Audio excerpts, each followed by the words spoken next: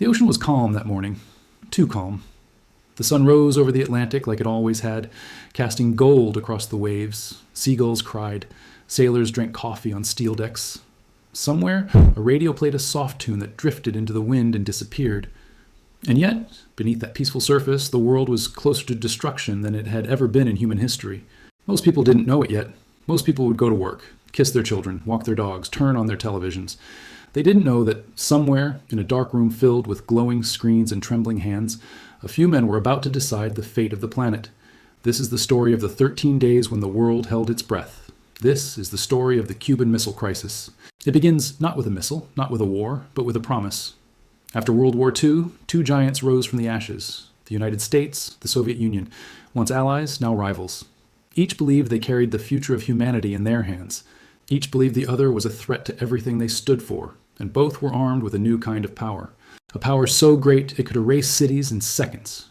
Nuclear weapons. By the early 1960s, the Cold War wasn't just about politics. It was about survival. Bombers flew patrol routes. Submarines slipped silently through the depths. Missiles waited in underground silos, pointed at invisible enemies across oceans and continents. And right in the middle of this global standoff stood a small island just 90 miles from the coast of Florida, Cuba. In 1959, a bearded revolutionary named Fidel Castro marched into Havana and changed the course of history. His government took control of American-owned businesses. His speeches spoke of socialism, of independence, of defiance. To Washington, Cuba looked like a new outpost of Soviet influence, dangerously close to home. To Moscow, Cuba looked like an opportunity, an ally in the Western Hemisphere, a foothold near American shores, a place where the balance of power could finally be tilted. But the tension didn't explode all at once. It simmered. Then, in April of 1961, the United States made a move, a secret invasion. The Bay of Pigs. American-backed Cuban exiles landed on the beaches of Cuba, hoping to overthrow Castro. The plan failed, spectacularly. The invaders were captured. The world watched as the United States, exposed and embarrassed, pulled back. For Castro, it was proof. The enemy was real. Another attack would come. So he turned to the one power strong enough to protect him, the Soviet Union. And in the Kremlin, a man named Nikita Khrushchev listened. Khrushchev had a problem of his own. The United States had missiles in Turkey and Italy right on the Soviet Union's doorstep. Nuclear weapons that could reach Moscow in minutes. He wanted leverage. He wanted balance. He wanted a way to make Washington feel the same fear he felt. So he approved a plan that would change the world. Secretly, quietly, under the cover of cargo ships and night skies, the Soviets would send nuclear missiles to Cuba. Missiles aimed at the heart of America. If the plan worked, the United States would wake up one day to find destruction just minutes away from its cities. New York, Washington, Miami, Chicago, all within range. For weeks, the operation stayed hidden. Soviet ships crossed the Atlantic, carrying missiles disguised as farm equipment. Soldiers built launch sites in the Cuban countryside, cutting through jungle and fields. Locals watched strange convoys roll past their villages, not knowing what they were seeing. Then, on October 14, 1962, an American U-2 spy plane flew high above Cuba. Its cameras clicked silently, frame after frame. When the photos were developed, analysts froze. There, in black and white, were missile sites, long, unmistakable shapes, launch pads, support vehicles, nuclear missiles. In Cuba, the photographs were rushed to the White House. And on the morning of October 16th, President John F. Kennedy was told the news. The room went quiet. Kennedy stared at the images spread across the table. His advisors stood around him, their faces pale, their voices low. This wasn't a threat. This wasn't a warning. This was a loaded gun pointed at the nation. If those missiles became operational, millions of lives would be at risk. There would be no time to react, no chance to negotiate. Just fire and then silence. Kennedy formed a secret group of advisors. They called it the Executive Committee, the ExComm. For the next 13 days, they would meet in locked rooms, debating, arguing, calculating. What should America do? Some wanted an airstrike, destroy the missile sites before they were ready. Others wanted an invasion. Remove Castro, remove the missiles, end the problem once and for all. But both options carried a terrifying risk. The Soviet Union had soldiers in Cuba.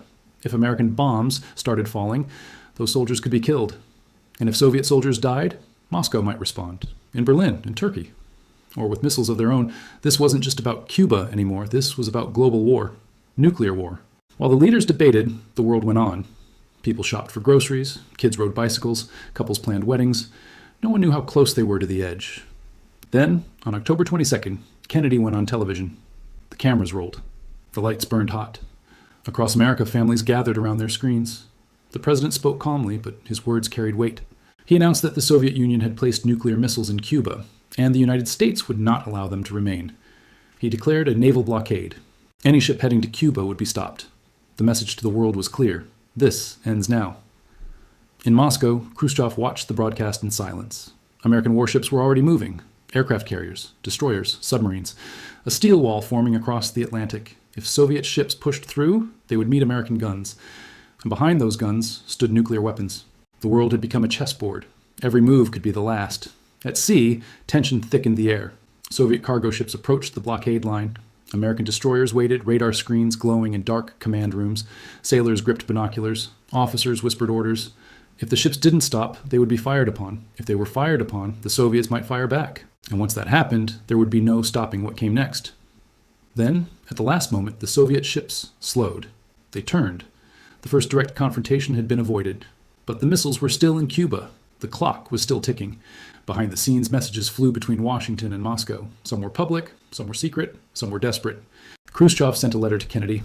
He spoke of peace, of reason, of the need to avoid catastrophe. He suggested a deal. The Soviet Union would remove the missiles from Cuba. In return, the United States would promise not to invade the island. Kennedy and his advisors saw hope. Then, the next day, another letter arrived. This one was colder, harsher. It demanded more. The United States must also remove its missiles from Turkey. Now the situation was even more dangerous. If Kennedy accepted, it could look like weakness, a public retreat under pressure.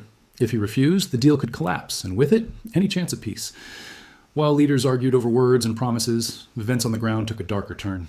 On October 27th, an American U-2 plane was shot down over Cuba. The pilot was killed.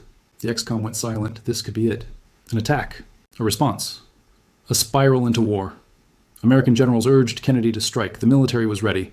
Bombers were fueled. Missiles were armed. The world stood on a knife's edge. And then, something extraordinary happened. Kennedy made a choice. He ignored the second, harsher letter. He responded only to the first. He agreed publicly to the promise not to invade Cuba. Privately, secretly, he sent word through back channels. The U.S. would remove its missiles from Turkey, but quietly, without announcements, without cameras. It was a gamble, a leap of faith. In Moscow, Khrushchev read the message. He knew what it meant. He also knew what would happen if he refused. So, on October 28th, he went on Soviet radio. He announced that the missiles in Cuba would be removed. The crisis was over. Across the world, people exhaled. They didn't cheer, they didn't celebrate. Most never even knew how close they had come to the end. In Cuba, Soviet crews dismantled their launch sites. Missiles were loaded back onto ships. American planes watched from above. The world stepped back from the edge. But it was forever changed. Because for 13 days, humanity had stared into the abyss, and it had blinked. In the aftermath, both sides realized something terrifying. They had come too close to a war no one could win.